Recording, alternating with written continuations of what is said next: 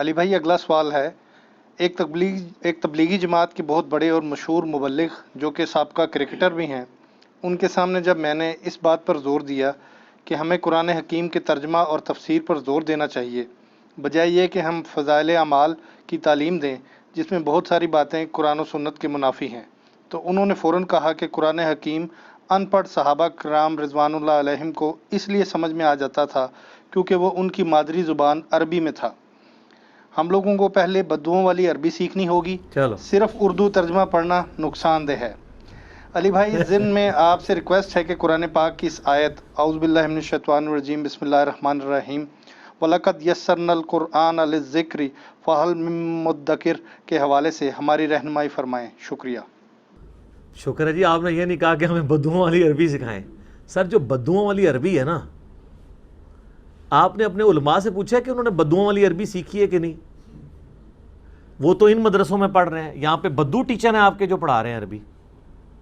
یہ بات ٹھیک ہے کہ قرآن، میں نے بھی قرآن کے انٹروڈکشن پہ جو لیکچر ریکارڈ کروایا اس میں بتایا تھا کہ قرآن پاک عرب کے جو بادیہ نشین لوگ تھے بدو، ان کی عربک زبان میں نازل ہوئی تھی۔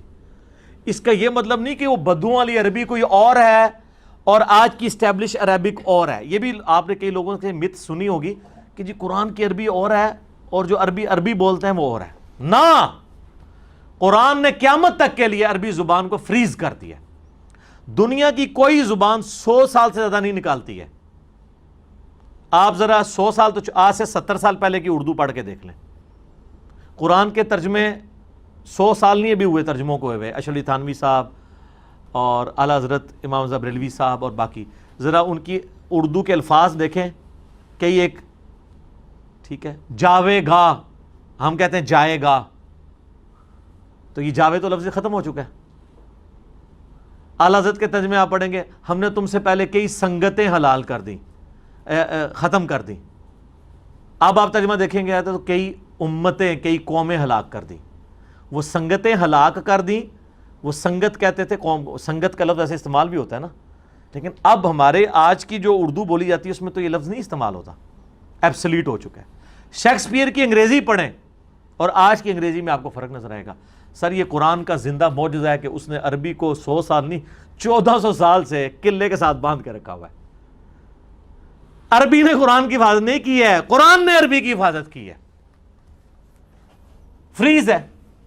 تو جو کہا جاتا ہے نا بدوؤں کی عربی، وہ اس لیے کہ اللہ تعالیٰ نے جو ان کی اوریجنل عربک لینگویج تھی، جو ایک عام بدو ان پڑھ جاہل کو بھی سمجھ آتی تھی نا، اس میں قرآن نازل کیا تھا۔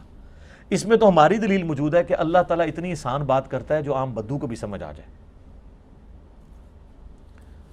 پہلے تو ہم اینٹی وینم دیتے ہیں، پھکی والا جواب، کہ ہمیں یہ کبھی امید ہے کہ آپ تائید کریں گے کہ آپ کے جتنے اولیاء اللہ بزرگ ہیں جنہوں نے قرآن کا اردو میں ترجمہ کیا ہے، دیوبندیوں کا ترجمہ کیا اشرف علی تھانوی صاحب نے، بریلویوں کا ترجمہ حمزہ بریلوی صاحب نے، اہل حدیث کا جونا گڑھی صاحب نے، شیعہ کا سید فرمان علی شاہ صاحب نے، اور کچھ نیوٹرل لوگ بھی تھے اس زمانے میں، فتح محمد جلندری وغیرہ، یا بعد میں مولانا مودودی۔ ان سب لوگوں کو یا اپنے اپنے فرقوں کو تو آپ مان لیں گے، استاد دیوبندی کہیں گے اعلیٰ حضرت کو نہیں آتی تھی، اشرف تھانوی کو آتی تھی، اور بریلوی کہہ لیں کہ اعلیٰ حضرت کو آتی تھی، اشرف تھانوی کو نہیں آتی تھی۔ چلو اپنے اپنے فرقوں کے بڑے علماء کے بارے میں تو آپ کا یقین ہے، کیونکہ آج کے جتنے علماء ہیں نا ان کے وہ پڑپوتا شاگرد ہیں یا پوتا شاگرد ہیں، ڈائریکٹ شاگرد ہوں بچے ہی کو نہیں، وہ بھی فوت ہو چکے ہیں۔ تو ان سے بڑے وہ علماء تھے، ان کو بدوؤں والی عربی آتی تھی جو اسٹیبلش عربی ہے، تبھی انہوں نے اس زبان کے اندر ترجمہ کیا۔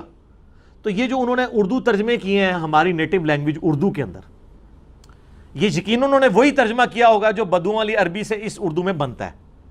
تو کیا خیال ہے وہ کیا کہیں گے؟ ایسے ہی ہے، ایسے ہی ہے نا۔ تو ایک سٹیپ آگے چلتے ہیں۔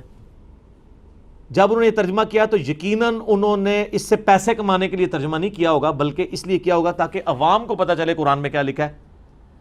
کیونکہ اگر انہوں نے اپنے نوٹس بنائے ہیں تو وہ اپنے ان کے پاس لکھے ہوتے، پرنٹ نہ کرواتے، اور اپنے نوٹس تو ان کو بنانے کی ضرورت ہی نہیں تھی۔ کیوں؟ انہیں تو عربی پہلے ہی آتی تھی، ان کو نوٹس بنانے کی کیا ضرورت تھی؟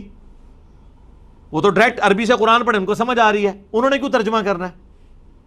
جیسے آپ کے اگر پرسنل نوٹس اردو میں آپ ان کو انگریزی میں ترجمہ کر کے سیو کریں گے، کبھی بھی نہیں ہوگا۔ آپ اردو میں کریں گے جس میں آپ کو آتا ہے۔ اور قرآن کو تو ویسے ہی ضرورت نہیں ہے، اس لیے کہ قرآن جس زبان میں نازل ہوا ہے وہ خود اتنی فصیح ہے کہ اس کو کسی دوسری اگر لینگویج میں ٹرانسفر کریں گے تو اس مفہوم کو اس میں لانے کے لیے زیادہ اس الفاظ یوز کرنے پڑیں گے، یہ زیادہ کنسائز فارم میں ہے. تو کہیں گے کمائی کے لیے بھی نہیں کیا تو عوام کے لیے، ان کا اب عوام کے لیے کیا ہے. تو اب آپ کو یہ کہنا چاہیے کہ پاکستان، انڈیا، بنگلہ دیش، افغانستان کی عوام کو بدوؤں والی اردو آنی چاہیے، اور اللہ کے فضل اللہ آندی ہے. سر عربی کی تو بات ہی چھوڑ دیں، یہ تو موڈ ہی چینج ہو گیا ہے. کیونکہ اشرف تھانوی صاحب پہ آپ کا بھی اعتماد، میرا بھی اعتماد. میں رائے ونڈ گیا نا 2007 کے اجتماع میں، میں حیران ہوا کہ وہاں پہ نا ان کے سٹال کے اوپر نا 4 کتابیں، فضائل مال، فضائل درود اور فضائل حج اور فضائل صدقات. میں نے کہا جی قرآن ترجمے والا؟ کہتے ہیں نہیں. میں نے کہا کیوں؟ جی حضرات کہتے ہیں قرآن سے اختلاف پیدا ہوتا ہے. قرآن تو بار بار کہتا ہے یہ اختلاف کو مٹانے والی کتاب ہے، یہ مہیمن ہے، یہ خود نگران ہے تورات اور انجیل کے اوپر، یہ الفرقان ہے، ھدی للناس وبینات من الہدی والفرقان. اور آپ کہہ رہے ہیں اختلاف؟ وہ کہتا نہیں یہ ہر فرقے کا بندہ آتا ہے. میں نے کہا کوئی مسئلہ نہیں، آپ کچھ ترجمے اعلیٰ حضرت احمد بریلوی کے رکھ لیں، کچھ جو ہے حکیم الامت اشرف تھانوی صاحب کے رکھ لیں. اچھا یہ میں بتاؤں، یہ جو اعلیٰ حضرت یا حکیم الامت میں کہہ رہا ہوں نا، میں نہیں، ان کے نزدیک ہیں. جو بعض لوگوں کو اس سے بھی چڑ لگتی ہے کہ یار انہوں نے تو اتنے بڑے کام ڈالے ہیں، آپ ان کو اتنے اعزاز دے رہے ہیں. بقول آپ کے اہل حدیث کے لیے جوناگڑھی کا ترجمہ رکھ لیں، شیعہ کے لیے فرمان علی شاہ کا رکھ لیں، اور جو کہیں جی میں نے فرقوں سے ہٹ کے ترجمہ لینا ہے اس کو فتح محمد جلندری یا مولانا مودودی کا دے دیں. ایٹ لیسٹ رکھیں تو صحیح نا. اب اردو ترجمے جب ہو گئے، آپ کے علماء جن کو آپ سمجھتے ہیں انہوں نے بدوؤں والی عربی سیکھی ہے، ان کے بزرگوں نے جو ترجمے کیے ہوئے ہیں وہ ان سے زیادہ بہتر ہوں گے جو انہوں نے آپ کو کر کے تو خود قرآن پڑھانا ہے. تو آپ ان سے استفادہ کریں. میرے بارے میں انہوں نے اتنی مت مشہور کی ہے کہ یہ لوگوں کو علماء سے توڑتا ہے. سر یہ پلیٹ فارم ہے جو کہتا ہے علماء کے ساتھ جڑیں. ہاں ایک فرق ہے، آپ یہ کہتے ہیں کہ علماء جو کچھ کہیں آنکھیں بند کر کے مان لیں، میں یہ کہتا ہوں علماء سے یہ پوچھیں، بلکہ پنجابی میں کہنا پوچھو انہوں نے کہ کتنے لکھے آ جائے. علماء سے جڑیں. میں نے آج تک قرآن کا ترجمہ لکھ کے کسی کے حوالے کیا ہے؟ میں نے ہمیشہ کہا ہے کہ بریلوی ہو اعلیٰ حضرت کا ترجمہ پڑھ لو، دیوبندی ہو حکیم الامت کا ترجمہ پڑھ لو، اہل حدیث ہو جوناگڑھی صاحب کا ترجمہ پڑھ لو، شیعہ ہو فرمان علی شاہ صاحب کا ترجمہ پڑھ لو. اور اس کے بعد دیکھو کہ جو اس ترجمے میں جو کچھ بات ہوئی ہے تمہارے مولوی اس کو پریکٹس کر رہے ہیں یا نہیں کر رہے. تو اب آپ کے مولوی کا مقابلہ ان کے بزرگ کے ساتھ ہو رہا ہوگا. اگر میں اشرف تھانوی صاحب کے ترجمے سے کوئی آیت پیش کرتا ہوں آپ کو اور آپ کا مفتی کچھ اور کہتا ہے تو اشرف تھانوی صاحب جیتیں گے، آپ کا مفتی ہارے گا، کیونکہ وہ تو ان کے شاگردوں کا شاگرد ہے. یا وہ کہ اشرف تھانوی نے یہ غلط ترجمہ کیا ہے، اس کا صحیح ترجمہ یہ ہے.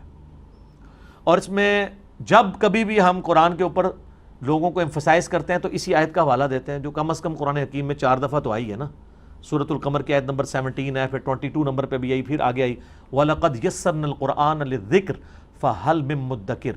اور ہم نے قرآن کو نصیحت کے لیے، تذکیر کے لیے آسان کر دیا ہے، تو ہے کوئی جو اس کتاب سے نصیحت حاصل کرے؟ لو جی اعلیٰ حضرت نے تو اس آیت کے ساتھ کام ڈالا، اس کا ترجمہ ہی چینج کر دیا.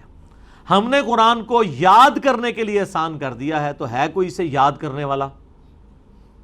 اور اس کو لے گئے حفظ کی طرف. ہے کوئی یاد کرنے والا؟ وہ حفظ کی طرف لگا دیا. یار یہ ذکر کو یاد دہانی بھی کہتے ہیں، لیکن وہ یاد دہانی یہ نہیں ہوتی کہ رٹا مارنا. قرآن کے لیے بھی ہے اِنَّا نَحْنُ نَزَّلْنَا الذِّكْرَ وَإِنَّا لَهُ لَحَافِظُونَ. ہم نے اس الذکر یاد دہانی والی چیز کو نازل کیا، ہم اس کی حفاظت کرنے والے. یہ کس کی یاد دلاتی ہے؟ اللہ کی. تو قرآن حکیم میں جو آیا نا وَلَقَدْ يَسَّرْنَا الْقُرْآنَ لِلذِّكْرِ فَهَلْ مِن مُدَّكِرٍ، قرآن کو یاد کروانے کے، یاد سے مراد حفظ نہیں ہے، اللہ کی یاد دلانا، نصیحت. ہے کوئی یاد کرنے والا؟ یاد کرنے والا وہ حفظ والا نہیں ہے. ویسے یہ ان کو یہ ترجمے یہ لفظ ہی تھا استعمال کرنا چاہیے، اس سے تو دھوکہ ہو گیا، تو دھوکہ ہو گیا. کیونکہ اس یاد سے مراد نصیحت تھا، نہ کہ اس سے مراد حفظ کرنا تھا. اور اسی لیے آپ دیکھ لیں نصیحت پکڑ رہی کوئی نہیں ہے. کدھر پکڑی انہوں نے نصیحت؟ الٹا آپ کو کہہ دیا جی قرآن ڈائریکٹ نہیں پڑھنا، آپ گمراہ ہو جاؤ گے. کیوں؟ قرآن بڑی مشکل کتاب ہے. اچھا فضائل اعمال اور فضائل سنت آسان کتابیں ہیں؟ ہاں جی وہ بہت آسان ہے. اس کا مطلب ہے اللہ نے جو پوری انسانیت کے لیے کتاب بھیجی تھی وہ دنیا کی مشکل ترین کتاب بنا کے بھیجی. اور آپ کے علماء کا انٹلیکچوئل لیول کو سلام ہے سر، جو کام اللہ سے نہیں ہو سکا آپ کے علماء نے کیا ہے کہ انہوں نے ایسی آسان کتاب لکھی جو ہر بندے کو سمجھ آ رہی ہے. کتنا خطرناک رزلٹ نکل رہا ہے اس کا.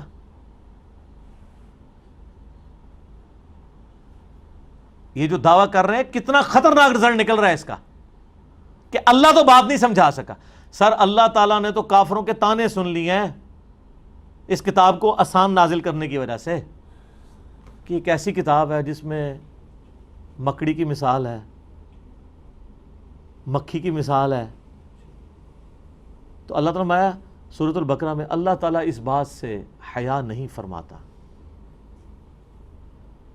کہ مچھر کی مثال بیان کرے یا اس سے بھی کسی حقیر چیز کی. کیوں؟ اللہ کا مقصد بات کو سمجھانا ہے، اپنے علم کا روب ڈالنا نہیں ہے. اس لیے میں کہتا ہوں قرآن کی عربی اتنی آسان ہے، حدیثوں کی عربی جو پیور لٹریچر کی ہے. قرآن میں اللہ تعالیٰ نے بار بار وہی آیات ریپیٹ کی ہیں تاکہ نہ قرآن کی عربی مشکل نہ لگے، آسان لگے، لوگوں کو بات سمجھ آئے، ہر بندے کو اپیل کرے. باقی یہ جو دھوکہ دیا نا انہوں نے کہ جی وہ ترجمے چینج کر دیے، ایک چپ کٹو نہ دوا چپ پا چھڑ دینے اور ترجمے چینج کر دیے. اچھا جی چھوڑے جی ترجمے چینج کر دیں، تسی جس ترجمے نو مندے ہو نا او لے آؤ. دسو کس نے ایاک نعبد و ایاک نستعین کا ترجمہ یا علی مدد کیا ہے؟ شیعہ کا بھی اٹھا کے دیکھیں ترجمہ، انہوں نے بھی ساتھ تفسیر میں لکھا کہ آیت ثبوت ہے کہ مدد صرف اللہ سے مانگنی چاہیے. اعلیٰ حضرت نے پتہ کیا ترجمہ کیا؟ اے اللہ تیری ہی عبادت کریں اور تجھی سے مدد چاہیں. سب سے بیسٹ ترجمہ کیا ہے. باقی صاحب نے ترجمہ کیا اللہ تیری عبادت کرتے ہیں اور تجھی سے مدد چاہتے ہیں. یہ ترجمہ کمپریہنسو نہیں ہے. کیوں؟ یہ نعبد اور نستعین یہ مضارع کے سیکھے ہیں اور عربی میں دو ٹینس ہیں، پاسٹ ٹینس اور پریزنٹ ٹینس. فیوچر اسی کے اندر آ جاتا ہے. پریزنٹ اور فیوچر کے لیے ایک سیگا استعمال ہوتا ہے اور پاسٹ کے لیے علیحدہ. اس کو کہتے ہیں فعل ماضی اور یہ ہے فعل مضارع. یہ مضارع کا سیگا ہے. اس کا ترجمہ صحیح پتہ کیا بنتا ہے؟ اے اللہ تیری ہی عبادت کرتے ہیں، تیری ہی عبادت کریں گے. تجھی سے مدد چاہتے ہیں، تجھی سے مدد چاہیں گے. اب یہ دو بار جملے لکھنے پڑنے تھے. اعلیٰ حضرت نے کیا کمال ترجمہ کیا ہے. اے اللہ تیری ہی عبادت کریں اور تجھی سے مدد چاہیں. مراد کیا؟ جب جب پوجیں تجھی کو پوجیں، چاہے آج پوجیں چاہے کل پوجیں، اور جب جب چاہیں تجھی سے مدد چاہیں، چاہے آج چاہیں چاہے بعد میں چاہیں. اب اگر اعلیٰ حضرت خود غوث وقت سے مدد مانگتے رہیں یا ان کے ماننے والے کسی بابے کو پکارے تو قرآن نے تو یہ تعلیم نہیں دی ہے. قرآن تو اپنی تعلیمات کے اندر بالکل واضح ہے. تو اس لیے میں کہتا ہوں قرآن میں ترجمے میں ڈنڈی نہیں ماری رہی تفسیر. سر تفسیروں نے تو اکثر اوقات قرآن کے اوپر ظلم ڈھایا ہے. اکثر تفسیریں قرآن کو کاؤنٹر کرنے کے لیے لکھی گئی ہیں کیونکہ جب انہوں نے ایک مفہوم نہیں ماننا تھا دوسرا ڈالتے. اب آپ یہ دیکھیں یہ ایاک نعبد و ایاک نستعین میں شبیر احمد عثمانی کی تفسیر جو کافی عرصہ سعودی عرب سے فری بانٹی جاتی تھی، پھر سعودی والوں کو جب پتہ چلا اس میں غلط عقائد ہے انہوں نے بند کر کے وہ صلاح الدین یوسف صاحب کی شروع کروائی. اس میں انہوں نے اس آیت کی تفسیر میں لکھا ہے یہ جو اولیاء اللہ سے مدد مانگی جاتی ہے یہ بھی اللہ ہی کی مدد ہے. تو یہی بریلوی بھی کہتے ہیں. اور یہ والی مدد جو آپ عام بندے سے مانگتے ہیں وہ دوسری ہے، وَتَعَاوَنُوا عَلَى الْبِرِّ وَالتَّقْوَى وَلَا تَعَاوَنُوا عَلَى الْإِثْمِ وَالْعُدْوَانِ. نیکی پرہیزگاری کے کاموں میں ایک دوسرے کی مدد کرو، برائی میں الگ رہو. یہ والی جو مدد ہے نا ایاک نستعین یہ ہے دعا، یہ صرف اللہ سے ہوگی. اَمَّن يُجِيبُ الْمُضْطَرَّ إِذَا دَعَاهُ وَيَكْشِفُ السُّوءَ وَيَجْعَلُكُمْ خُلَفَاءَ الْأَرْضِ أَإِلَٰهٌ مَّعَ اللَّهِ. سورۃ النمل آیت نمبر 62. بھلا بتاؤ تو کون ہے جو تکلیف میں گھرے ہوئے شخص کی فریاد کو سنتا ہے اور اس سے تکلیف کو دور بھی کر دیتا ہے، اور تمہارے آباء و اجداد کے مرنے کے بعد تمہیں اور تمہارے مرنے کے بعد تمہاری اولاد کو زمین پہ خلیفہ کرتا ہے. الہ مع اللہ، کیا اللہ کے ساتھ اور الہ بھی ہے؟ اس میں اللہ تعالیٰ نے بتا دیا جس کو اللہ کے سوا مشکل کے لیے پکارو گے نا مدد کے لیے گویا تم اسے الہ مان رہے ہو. میرے بھائیو یہ جھگڑا ہی نہیں مولا علی کو اختیار ہے یا نہیں. مولا علی کو شیخ عبد القادر جیلانی کو اختیار ہو تب بھی آپ ان کو مدد کے لیے آج کی ڈیٹ میں نہیں پکار سکتے. مولا علی بھی اللہ کو پکارتے تھے. مولا علی کا صحیح شیعہ بھی وہ ہوگا جو اللہ کو پکارے گا. آپ یہاں بیٹھے ہیں, میں آپ کو کہتا ہوں مجھے پانی پلا دو, بالکل ٹھیک ہے. وَتَعَاوَنُوا عَلَى الْبِرِّ وَالتَّقْوَى. اور اب بغداد میں ہیں, وہاں بھی قبر کے اندر دفن ہے, اور میں کو مجھے پانی پلا دو, وہی بات وہی جملہ شرک ہو جائے گا. اس کو اور آسانی سے سمجھیں. بارش کون برساتا ہے؟ اللہ. بائی چانس ہو بھی رہی ہے, الحمدللہ. لیکن یہ ڈیوٹی کس کی ہے؟ فرشتوں کی. لیکن کبھی ہمیں وسوسہ بھی آتا ہے کہ ہم بارش کے لیے کسی فرشتے سے کہیں کہ اے فرشتے تجھے اللہ نے اختیار دے رکھا ہے تو مہربانی کر بارش اللہ کے اذن سے ہی نازل فرما دے, یا فرشتوں یہ پیغام دے دو کہ گرمی کا موسم قریب آ رہا ہے. وہ تو نعت لکھی تھی نا, وہ نعت بھی غلط ہے. فرشتوں کو نہیں آپ نے کہنا, آپ نے کہنا اللہم صلی علی محمد. وہ حدیث ٹھیک ہے کہ سنن نسائی میں حدیث ہے کہ اللہ کے کچھ فرشتے زمین میں سیاحت کرتے ہیں, میرے امتیوں کا سلام مجھ تک پہنچاتے ہیں. لیکن نبی علیہ السلام نے یہ نہیں کہا کہ آپ نے فرشتوں کو کہنا ہے, آپ نے کوئی ڈیوٹی اسائن کرنی ہے. نہیں, انہوں نے تو اللہ کا کہنا ماننا ہے, آپ کا تو ماننا ہی نہیں ہے. فرشتے کو آپ مدد کے لیے کسی اسائنمنٹ کے لیے نہیں پکار سکتے. تو بارش کی ذمہ داری اگر فرشتوں کی ہے, مدد کس سے مانگنی ہے بارش کے لیے؟ اللہ سے. تو اگر بالفرض کسی بابے کی کوئی ڈیوٹی لگی بھی ہوئی ہے آپ کی نظر میں, مانگنا پھر بھی اللہ سے ہے. تو یہ جو اس طرح کے دھوکے دیتے ہیں نا کہ جی وہ قرآن حکیم جو ہے وہ ترجمے سے ڈائریکٹ پڑھیں گے گمراہ ہو جائیں گے, صرف اس لیے کر رہے ہوتے ہیں کہ نا آپ کو قرآن سے دور رکھیں. پھر اور کوئی بہانہ نہیں ہوگا نا, تو الٹیمیٹلی یہ بہانہ ہوگا جی دیکھیں جی ترجموں میں اتنا فرق ہے, کس کا پڑھیں سر؟ جس کا مرضی پڑھیں, کوئی فرق ہی نہیں ہے. اور اگر آپ میری مانیں تو گوگل حافظہ اللہ کا پڑھ لیں, اس میں آن لائن ٹرانسلیٹر موجود ہے, ادھر عربی ڈالیں تو ترجمہ آ جاتا ہے. آج تک پریکٹیکلی کسی نے یہ اپنی زندگی میں 5 منٹ نکالے اس کام کے لیے کہ وہ کبھی سارے ترجموں کو کمپیئر ہی کر لے؟ اور یہ جو متھ علماء نے مشہور کی ہے کہ ترجمے چینج کر دیے, تو بتائے ذرا کہاں پہ چینج ہوئی ہے؟ رہا الفاظ کا چناؤ. سر آپ 10 صحابہ کو بھی بٹھائیں نا جن کو اردو آتی ہو, وہ ایک طرح کے الفاظ کا ترجمہ نہیں کر سکتے عربی کا اردو میں. آپ 10 PhD انگلش بٹھا لیں جن کو اردو اور عربی آتی ہو, اور ان کو کہیں کہ جناب اس کا ترجمہ آپ ذرا کرو, کیا وہ 10 کے 10 ایک طرح کے الفاظ کے ساتھ ترجمہ کریں گے؟ نہیں. کبھی بھی ایک زبان دوسری زبان میں ایک طرح کے الفاظ کا ٹرانسفر نہیں ہوگی. لیکن آپ یہ مانیں گے کہ وہ 10 کے 10 کا مفہوم ایک ہی ہوگا. اگر کوئی بسم اللہ کا ترجمہ کرتا ہے اللہ کے نام سے شروع, وہ بھی درست. جو کرے گا شروع کرتا ہوں اللہ کے نام سے, وہ بھی درست. اور جو کرے شروع اللہ کے نام سے, کیونکہ وہ کہتے ہیں جی کرتا ہوں تو لڑکی کیا کرے گی, وہ تو کرتی ہو جائے گا. وہ کہتے ہیں شروع اللہ کے نام سے. او خدا دنا ہے, شروع کر, شروع کر, تو شروع ہی جی پھنس گئے ہیں. ایدے جی الٹائی رکھے ہے جناب کہ جی وہ شروع کتوں ہو رہا ہے جی, او شروع کر اگے ٹور, شروع کر. اس طرح ہو ہی نہیں سکتا کہ 100% ایک طرح کے الفاظ ہوں. یہ سارے ان لوگوں کے دھوکے ہوتے ہیں. کبھی کس طریقے سے شیطان داخل ہونے کی کوشش کرتا ہے, لیکن سر اللہ تعالیٰ نے ہر بلا کے اوپر ایک بلا چھوڑی ہوئی ہے, ٹھیک ہے, کہ جو ان ساری بلاؤں کو غائب کر دیتی ہے. یہ جتنی لیم ایکسکیوزز پبلک کے سامنے لے کے آئیں گے, ہم اتنے ہی ان کو جوابات دیں گے. پھر دیکھیں فضائل مال میں انہوں نے لکھا ہے کہ جی 18 علوم چاہیے قرآن کی تفسیر کے لیے. یار تفسیر کرنے کا تو آپ کو کہہ ہی نہیں رہے, ہم تو کہہ رہے ہیں ترجمہ پڑھیں اور عمل کریں. ہمیں تو پتہ ہے کہ 18 علوم کے نام تو پہلے آپ کے علماء کو بھی نہیں آتے. اگر وہ آئیں گے بھی, اس میں ایک سائنس کا علم ہے, وہ سرے سے نہیں آتا. آپ کے علماء تو آج تک یہ نہیں فیصلہ کر سکے کہ زمین ساکن ہے یا نہیں ہے. وہ بھی جینئر صاحب آپ کو سمجھا رہے ہیں آ کے. جیالوجی کا علم ہے, ایمبریالوجی, باٹنی, وہ سر ایمبریالوجی سے سپیلنگ نہیں لکھ سکتے, علم تو بڑی دور دی گل ہے. تو 18 علوم تو ان کو بھی نہیں آتے سارے. سر یہ تفسیر کی بات ہے. قرآن کا جو مقصد ہے نصیحت, وَلَقَدْ يَسَّرْنَا الْقُرْآنَ لِلذِّكْرِ فَهَلْ مِن مُدَّكِرٍ, نصیحت کے لیے. یہ چلیے بھائی اس کا نمبر آئی تھنک شاید پہلے آپ نے سورہ قمر کا 17 بولا تھا, یہ 32 نمبر نہیں 17 پہ بھی ہے. ہاں جی 4 دفعہ میں نے کہا ریپیٹ ہوتا ہے. 32 پہ بھی ہوتا ہے, 17 سے سٹارٹ ہوتا ہے. آپ ذرا کھول کے 17 دیکھیں. جی جی جی 17 بھی ہے, 22 بھی ہے, 32 بھی ہے. تو جیالوجی کا علم ان کے پاس آیا ہوگا نہیں. 18 علوم ہے. اچھا 17 علوم کے بعد انہوں نے لکھا کہ 17 علوم تو آپ حاصل کر لیں گے, 18 واہ بھی ہے. واہ بھی پتہ کیڑا ہوتا ہے؟ God gifted. آپ 17 حاصل بھی کر کے آ جائیں, آپ کہیں گے جی وہ تو نہیں ہے آپ کو. ظاہر ہے وہ تو کون کلیم کر سکتا ہے؟ یہ جو کلیم کیے ہوئے ہیں وہ بھی نہیں کر سکتے, کیونکہ بریلویوں کے کلیم کیے ان کو دیوبندی نہیں مانیں گے, دیوبندیوں کو وہ نہیں مانیں گے, اہل حدیث ان کو نہیں مانیں گے, سنی ان کو نہیں مانیں گے, شیعہ ان کو نہیں مانیں گے. اور کہتے ہیں 18 علوم. یہ تفسیر کے لیے ضرور چاہیے ہوں گے. قرآن کا مقصد تفسیر نہیں ہے، نصیحت حاصل کرنا ہے، اور نصیحت والی آیات قرآن میں بالکل واضح ہیں. اطیعوا اللہ و اطیعوا الرسول. سورہ آل عمران کی آیت نمبر 7 ہے کہ قرآن حکیم کی آیات کی 2 اقسام ہیں، ایک محکمات اور متشابہات. اور اللہ تعالیٰ نے فرمایا کہ محکمات کتاب کی ماں ہے، سب کچھ دین وہی ہے. محکم کیا ہے؟ جس میں احکامات آئے ہیں، سود سے بچو، زنا سے بچو، چوری سے بچو، نماز پڑھو، زکوٰۃ دو، اللہ کی راہ میں خرچ کرو، حج کرو، جس میں امر بالمعروف و نہی عن المنکر کے اعتبار سے. تو یہ سارے واضح ہیں. اس کے لیے کوئی راکٹ سائنس کی ضرورت ہے؟ عقیدہ تو سارے کا سارے ہی محکم ہے. لیکن جس نے ایاک نستعین نہیں ماننا، اس کے لیے وہی متشابہ بن جائے گا. وہ پھر تفسیریں کالی کریں گے، اتنے پورے قرآن کی تفسیریں لکھ کے فوت ہو جائیں گے، قرآن نہیں سمجھ آئے گا. تو میں کہتا ہوں پہلے قرآن ایک دفعہ ترجمے سے پڑھیں.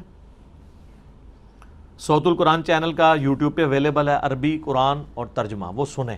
ایٹ لیسٹ زندگی میں مرنے سے پہلے ایک دفعہ اس کو کور کر لیں. تفسیر بعد میں پڑھ لیجیے گا، پہلے یہ سیکھیں کیا ہے. چھوٹے چھوٹے نوٹس ایسا بناتے جائیں، آپ کو پتہ چلے گا. آپ کو اکثر باتیں انہوں نے آؤٹ آف کانٹیکسٹ بتائی ہوئی ہیں، جھوٹ بتائی ہوئی ہیں. ہمارے محلے میں نا جب کئی لوگ میری وجہ سے گمراہ ہونے شروع ہوئے انورٹڈ کامرس میں، ایک دیوبندی مفتی انہوں نے بلا کے نا درس کروایا، اور آیت کے ایک ٹکڑے پہ وَأُولِي الْأَمْرِ مِنْكُمْ، سورہ نساء نمبر 59، اور اس سے انہوں نے امام حنیفہ رحمہ اللہ تعالیٰ کی تقلید ثابت کی کہ اطاعت کرو اللہ کی رسول کی اور امام حنیفہ کی. حالانکہ امام حنیفہ کی یہ بھی تقلید نہیں کر رہے، کیونکہ امام حنیفہ کو کینگرو کا نہیں پتہ، ان کو قطبین پہ نماز کا مسئلہ نہیں پتہ کہ 6 مہینے کا دن 6 مہینے کی رات ہوتی ہے. ان کو انتقال خون کا نہیں پتہ، پوسٹ مارٹم کا نہیں پتہ، ویڈیو کیمرے کا نہیں پتہ، جس کے آگے سے مولوی ہٹتے نہیں ہیں. یہ تو آج کے اجتہاد تو قیامت تک جاری ہے. آج کے تو زیادہ تر مسائل تو امام حنیفہ کے دور کے مسائل نہیں تھے. تو اولی الامر منکم، اولی الامر منکم خلیفۃ المسلمین کے بارے میں اس پہ ہی وہ پورا اس نے لیکچر دیا. تو وہاں ہمارے ایک بھائی جن کی داڑھی بھی نہیں تھی، وہ کھڑے، ان کا حضرت صاحب یہ آیت آگے بھی پڑھے نا، یہ آیت پوری تو نہیں آپ نے پڑھی. یہ آیت ہے یا ایھا الذین آمنوا اطیعوا اللہ واطیعوا الرسول واولی الامر منکم فان تنازعتم فی شیء فردوه الی اللہ والرسول. اگر اولو الامر سے بھی تمہارا جھگڑا ہو تو معاملے کو پلٹانا ہے اللہ اور اس کے رسول کی طرف، کتاب و سنت کی طرف. ان کنتم تؤمنون باللہ والیوم الآخر، اگر واقعی تم اللہ اور یوم آخرت کو مانتے ہو. ذالک خیر و احسن تأویلا، اسی میں تمہاری خیریت ہے اور اسی کا انجام بہتر ہونا ہے. تو یہ آگے آپ پڑھیں نا، اس میں تو آیا کہ آپ تقلید اگر مطلقاً ہوتی تو امام سے اختلاف ہی نہ ہوتا. یہ تو اس امام سے اختلاف کا کہا گیا ہے کتاب و سنت کی روشنی میں. وہ کہتا نا جی میرا درس بس صرف اتنے حصے پہ تھا. سر آمدہ کے لیے آپ ایسے درس کیا رکھیں؟ نماز کے قریب مت جاؤ. پھر ہمارا کوئی اسٹوڈنٹ آپ اٹھ کے کہے گا سر آگے پڑھے لکھا ہوا ہے جب تم نشے کی حالت میں ہو. اس سے اگلا درس رکھیں کہ اللہ ہی عیسیٰ ابن مریم ہے. پھر ہمارا اسٹوڈنٹ آپ کو بتائے گا اس سے پیچھے بھی لکھا ہے لقد کفر الذین قالوا ان اللہ هو المسیح ابن مریم. کہانیاں، ڈرامے، 2 نمبریاں. تو اللہ کا فضل ہے کہ یہ پلیٹ فارم دعوت حق، اس کی جو دعوت حق کی طاقت، میں نہیں کہتا ہماری طاقت ہے، وہ اسی پہ ہے کہ ہم نے لوگوں کو کتابوں سے جوڑا ہے، اور ہم ان بابوں کو مانتے ہیں جو کتابوں کو مانتے ہیں. جو بابے کتابوں کو نہیں مانتے واللہ انہوں نے تو عزت یہ ویل کی تھی اسی بنیاد پہ. آپ کسی بزرگ کی عالم دین کی عزت کیوں کرتے ہیں کہ یار اس کو قرآن حدیث کا علم ہے، اور اگر وہ قرآن حدیث کا دشمن ہو، نہ خود پڑھے نہ کسی کو پڑھنے دے، اور الٹا کہے کہ جو ڈائریکٹ پڑھے گا گمراہ ہو جائے گا، وہ عزت کے قابل رہ جائے گا. مجھے لوگ اکثر کہتے ہیں جناب جن بزرگوں کے ذریعے آپ تک یہ قرآن و حدیث پہنچے آپ ان کا احترام نہیں کرتے. سر میں کرتا ہوں، میں ان بزرگان دین کا بھی احترام کرتا ہوں، میں ان انگریزوں کا بھی احترام کرتا ہوں جن کے پرنٹنگ پریس پہ اتنی کلرڈ بک دارالاسلام نے چھاپی ہے. اگرچہ میں ان انگریزوں کو رحمت اللہ علیہ نہیں کہہ سکتا کیونکہ وہ کفر پہ مرے ہیں. آپ کو اس لیے نہیں کہہ سکتا کہ آپ کے بزرگوں میں اکثر گستاخانہ عبارتیں ہیں. تو صرف بزرگوں کا نام نہ لیں کہ کتابیں انہوں نے بچائی ہیں، نہ، آپ کے بزرگوں پہ ہوتا تو 8-10 ہی بخاری کے نسخے ہوتے. یہ تو انگریز کا کمال ہے، اس نے پرنٹنگ پریس آپ کو دیا ہے تو آج گھر گھر میں بخاری موجود ہے. یہ انگریز کا کمال ہے کہ یوٹیوب دی ہے اور جناب اپلیکیشنز اسلام 360 یا مکتبۃ الشاملہ بنے ہیں، ایزی قرآن و حدیث بنے ہیں. اس میں آپ کے بزرگ کا کیا کمال ہے؟ وہ تو ایک گھڑی نہیں بنا سکے جس پہ آپ نماز کا ٹائم سیٹ کر سکے. تو اب آپ اس طرح کریں، انگریزوں کی عزت کرنا شروع کر دیں، ان کے آگے اونچا سانس لینا چھوڑ دیں، ان کا احترام شروع کر دیں، کیونکہ انہوں نے دین آپ تک پہنچایا نا، کنٹریبیوشن ہے. تو کیا کہیں گے؟ نہیں یار، جب ان کے عقیدے کتابوں کے مطابق نہیں، بے شک انہوں نے خدمت کی ہے. تو یہ تو آپ کو کہہ رہے ہیں. اور اگر آپ کے قرآن و حدیث سے ثبوت تو سن لیں، بخاری مسلم دونوں میں حدیث ہے نبی علیہ السلام نے فرمایا اللہ تعالیٰ فاسق سے بھی دین کا کام لے سکتا ہے. وہ کہتے ہیں نہیں محمد بن قاسم اگر آل امیہ سے تھا تو اسلام پھر کیسے یہاں پہنچا ہوگا. اگر اس نے، میں کہتا ہوں جی اگر وہ اسلام لے کے بھی آئے تو اس سے اس کی غلط چیزیں غلط ہی رہیں گی. حجاج ابن یوسف نے اگر کوئی اچھا کام کیا ہے، عبد الملک بن مروان نے قبۃ الصخرہ ڈوم آف دا راک یروشلم میں بنوایا ہے، تو ہزاروں صحابہ کو بھی تو قتل کروایا ہے انکلوڈنگ عبداللہ ابن زبیر. تو آپ وہ کام اپنی جگہ، برائی اپنی جگہ. اللہ فاسق سے بھی دین کا کام لے سکتا ہے. اور ان کی مت تو ویسے ہی ختم ہو گئی ہے. سر آپ کے بابوں نے کلمے پڑھائے تھے یا نہیں پڑھائے تھے؟ ڈاکٹر ذاکر نائک حافظہ اللہ تعالیٰ نے سینکڑوں ہندوؤں کو، جن میں ہندوؤں کے پنڈت بھی شامل ہیں، آن کیمرہ کلمہ پڑھایا ہے. تو یہ ہزاروں جو لوگ مسلمان ہوئے ہیں ڈاکٹر ذاکر نائک کے ہاتھ پہ، تو کیا بریلویوں نے ڈاکٹر ذاکر نائک کو جو ہے وہ مان لیا ہے شیخ الہند، غوث وقت؟ کیا کہیں گے؟ وہ کہیں گے کلمہ پڑھایا تو کیا ہوا، عقیدے تو صحیح نہیں نے. تو سر تواڈے بھی، تواڈے بابے دے عقیدے بھی ٹھیک نہیں نے. کلمہ پڑھایا تو کیا ہوا؟ جو آپ بات کریں گے، جو آلو آپ ہمیں فٹ کریں گے، آپ کو پتہ نہیں اس سے پہلے آپ کو فٹ ہو رہا ہوگا. تو آپ نے اگر ہماری بات پہ آنا ہے تو آئیں. اسی کو ہم نے عرض کیا ہے کہ مرنے سے پہلے اے مسلمان کر لے اس پہ غور. کتابوں کا خدا اور ہے، بابوں کا خدا اور. کہنے کو تو دین سب کا اسلام ہے، لیکن کتابوں کا جہاں اور ہے، بابوں کا جہاں اور. تو یہ ذہن میں رکھیے گا، جب تک بابے راستے سے نہیں ہٹتے امت کو آپ نہیں جوڑ سکتے. مجھے مولانا اسحاق صاحب سے، طارق جمیل صاحب سے جو بنیادی اختلاف ہے نا، وہ یہی ہے. وہ یہ سمجھتے تھے کہ اپنے اپنے بابے قائم رکھتے ہوئے امت میں اتحاد ہو جائے. نہیں ہو سکتا، کیونکہ بابے تو ایک دوسرے کو مسلمان ہی نہیں سمجھتے. ان کے ماننے والے کیسے ان کو ایک دوسرے کا احترام کر سکتے ہیں؟ جو طارق جمیل صاحب کہتے ہیں اپنا چھوڑو نہ کسی کا چھیڑو نہ، نہیں. ہم کہتے ہیں اس کے الٹ ہے، پہلے اپنے آپ سے دستبردار ہوں اور دوسرے کو بھی چھیڑے. ہو سکتا ہے کچھ بات اس کی بھی ٹھیک نکل آئے. اور مولانا اسحاق صاحب کیا کہتے تھے؟ احمد زابی رحمۃ اللہ علیہ، اجی تھانوی بھی رحمۃ اللہ علیہ، ٹھیک ہے جی، فلانا بھی رحمۃ اللہ علیہ. اور جب ہم کہتے ہیں یار یہ عقیدوں میں خرابیاں موجود ہیں، وہ کہتے تھے وہ ٹھیک ہے، خدمات بھی ہیں، اس سے امت کو جوڑا جائے. امت کبھی نہیں جوڑے گی، اس لیے کہ وہ دونوں رحمۃ اللہ علیہ ایک دوسرے کو مسلمان نہیں سمجھتے تھے. تو لوگ مولانا اسحاق کی بات مانیں گے یا احمد بریلوی صاحب کی؟ احمد بریلوی صاحب نے حسام الحرمین میں علماء دیوبند کے بارے میں ڈکلیئر کیا ہے کہ یہ مرتد اور واجب القتل ہیں، اور اجماع ہے ان کے اوپر. اور وہ عام علماء دیوبند نہیں، اشرف تھانوی، رشید احمد گنگوئی، اسماعیل امبیٹوی. اور کتاب کا نام رکھا حسام الحرمین، حرمین کی تلوار. تو تلوار ظاہر ہے ساروں کے اوپر چلا رہے ہیں. اس کے جواب میں یہ 1905 میں لکھی گئی، 1906 میں لکھی گئی المحند علی المفند، ہند کی تلوار ایک مفند سٹھیائے ہوئے بابے کے اوپر. اور سٹھیائے ہوا بابا انہوں نے احمد بریلوی کو کہا، اور اس میں لکھا انہوں نے کہ احمد بریلوی ان کی پوری جماعت ایک شیطانی لشکر ہے جو ہم پہ حملہ آور ہو گیا. کام بھی ختم. سر بابوں کو چھوڑیں گے تب کتابوں پہ اتفاق ہوگا. کتابوں پہ اتفاق ہو سکتا ہے، بابوں پہ کبھی نہیں ہو سکتا. ہاں ایک شخصیت پہ ہو سکتا ہے، محمد رسول اللہ صلی اللہ علیہ وآلہ وسلم، دیٹس آل. ورنہ یہ آپ قیامت تک لڑتے رہیں گے. اور سر پریکٹیکلی ہم نے یہ اتفاق کروا کے آپ کے سامنے رکھ دیا ہے. ایسا اتفاق کرایا کہ ہماری وجہ سے ہمارے مخالفین نے آپس میں اتفاق کر لیا ہے. اتنا بڑا اتفاق آپ نے دیکھا تھا کہ بریلویوں کے پیج کے اوپر اہل حدیثوں کی ویڈیوز چل رہی ہوں میرے خلاف، اور اہل حدیثوں کے پیج کے اوپر بریلویوں کی ویڈیو چل رہی ہوں میرے خلاف. وہ بریلوی جو کہ امام کعبہ کے پیچھے نماز نہیں ہوتی، اور وہ امام کعبہ کے ماننے والے اہل حدیث جنہوں نے سعودیہ سے فتویٰ نکالا ہوا ہے کہ بریلویوں کے پیچھے نماز نہیں ہوتی، اب ایک دوسرے کا احترام کر رہے ہیں. بلکہ وہ ایک بریلوی نے کلپ چڑھایا، وہ جیسے کوئی ناکام عاشق کسی جنگل میں چلا جائے نا اور وہ شاعری شروع کر دے، اس طرح وہ ایک جنگل میں گیا ہوا ہے اور اس نے سامنے اپنا کیمرہ رکھا ہوا ہے. میں نے کہا پتہ نہیں کیا اس پہ افطار ٹوٹی ہے. اور وہ کہہ رہا ہے کہ کتنا اچھا دور تھا، لوگ اپنی اپنی مسجدوں میں نمازیں پڑھتے تھے، اپنے اپنے علماء سے پوچھا کرتے تھے. مجھے اس وقت تک نہیں پتا کہ یہ آگے کیا کہنے والا ہے. میں نے کہا پتہ نہیں کیا ہو گیا. کہتے ہیں پھر یہ دیکھیں ایک انجینئر آ گیا. اب لوگوں کا علماء سے اعتماد ہی اٹھ گیا. یہ انجینئر کی وجہ سے نقصان ہوا ہے کہ لوگ علماء پہ اعتماد کرنا چھوڑ گئے. سر میری وجہ سے علماء پہ اعتماد نہیں اٹھا، علماء کے اپنے کرتوتوں کی وجہ سے اٹھا ہے. کیونکہ ہم جب کوئی بات بتاتے ہیں نا، قرآن میں لکھا ہے، وہ جا کے کہتے ہیں آپ نے ہمیں کیوں نہیں بتایا. ہم کہتے ہیں بخاری میں لکھا ہے، وہ کہتے ہیں آپ نے ہمیں کیوں نہیں بتایا؟ اب اہل حدیث کی عوام ان کے علماء پہ فٹ ہوئی کہ آپ ہمیں بچپن سے اتنی دور کی کتاب کی حدیث ہمیں بتاتے رہے، حاکم کی، کتب ستہ میں تو نہیں آتی نا، الموطا امام مالک میں اس کی روایت موجود ہے لیکن وہ بھی مرسل ہے، 2 واسطے چھوٹے میں، حاکم سے لے کے آتے ہیں، کتاب و سنت 2 چیزیں چھوڑ کے جا رہا ہوں۔ اور مسلم شریف میں جو 4 حدیثیں تھی غدیر خم کی، قرآن و اہل بیت، وہ تو انجینئر صاحب نے بتائی ہیں، وہ درس نظامی والے اسٹوڈنٹ بھی کہتے ہیں کہ سر ہمیں تو نہیں پتہ تھی، اور اگر وہ کہتا نا ان کو پتہ تھی تو یہ ایک عالم دین بتائیں کہ میری ویڈیوز بننے سے پہلے کبھی کسی عالم نے غدیر خم کی حدیث کے اوپر ویڈیو کبھی ریکارڈ کروائی ہو۔ اب تو لوگ کروا رہے ہیں، اب تو وہ لال رومال والا بھی مولا علی کہتا ہے، ٹھیک ہے، اب اس کو نہیں، اب پتہ چلا ہے کہ مولا کا معنی جو ہے وہ آقا بھی اور جگری یار بھی ہوتا ہے، صرف مشکل کشا نہیں ہوتا۔ تو صرف انجینئر صاحب کو مان لینا آپ، جو 800 سال میں ایک دفعہ آتا ہے، لیکن ہم یہ نہیں کلیم کرتے۔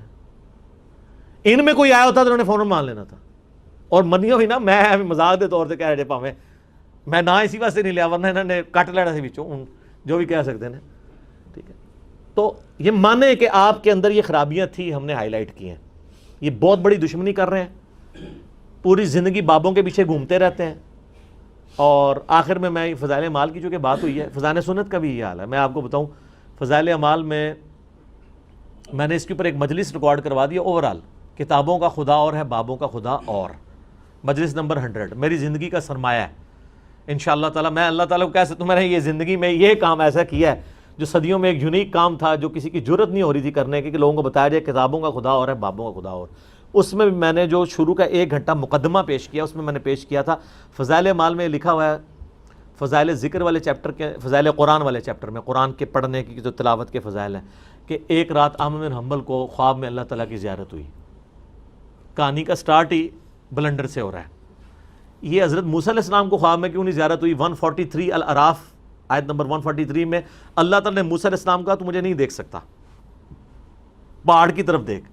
ادھر اگر موسیٰ علیہ السلام کو اللہ تعالیٰ کہتا ہے کہ میں نے احمد بن حنبل کو بعد میں زیارت کرانی ہے، خواب والا پیکج منظور ہے، انہوں نے کہنے سے بالکل یا اللہ، جڑا پیکج موسیٰ علیہ السلام کو آفر نہیں ہوا ہے احمد بن حنبل کہانی۔ یہی امام حنیفہ کے بارے میں انہوں نے مشہور کیا۔ اماموں کو ہم کرٹیسائز نہیں کر رہے، جب ہم عیسیٰ ابن مریم کے نام پہ شرک جو کھڑا ہوا ہے اس کا مذمت کرتے ہیں تو عیسیٰ ابن مریم کو ہم برا نہیں کہہ رہے، نعوذ باللہ، وہ وجیہن فی الدنیا والآخرہ۔ تو احمد بن حنبل کہتے ہیں میں نے اللہ سے پوچھا کہ سب سے زیادہ تیرا قرب کیسے حاصل کروں، تو کہا قرآن کے ذریعے۔ تو احمد بن حنبل نے کیا، یا اللہ سمجھ کے یا بغیر سمجھ کے، اندازہ کرو۔ احمد بن حنبل کو تو یہ کہنے کی ضرورت نہیں تھی، ان کو تو عربی آتی تھی۔ یہ سمجھے کہ احمد بن حنبل کی طرف پنجاب دے کسی قصبے پیدا ہوئے نے، کہ سمجھ کے بغیر سمجھ کے۔ اور اس سے بڑی بات یہ احمد بن حنبل کو جاہل مانتے ہیں، کیونکہ عالم کو تو عربی آتی ہوتی ہے۔ انہوں نے سمجھا کہ احمد بن حنبل کوئی مویشی ڈنگر پالنے والا کوئی بندہ ہوگا، تو وہ اس نے آگے سے پوچھ لیا، یا ہو سکتا ہے یہ تعویل کرے کہ انہوں نے اپنے ہاتھ سے نہیں پوچھا سی، تو ہاتھ سے پوچھا سی، چلو جی ایمان۔ تو اللہ نے کہا کہ چاہے سمجھ کے چاہے بغیر سمجھ کے۔ تو قرآن کیا اس لیے نازل ہوا ہے کہ بغیر سمجھے؟ پورے قرآن کا مقدمہ یہ ہے کہ قرآن ہم نے نصیحت کی نازل کیا۔ سورہ محمد میں آتا ہے کیا تمہارے دلوں کے اوپر تالے پڑے ہوئے ہیں، تم قرآن کے اوپر تفکر نہیں کرتے ہو؟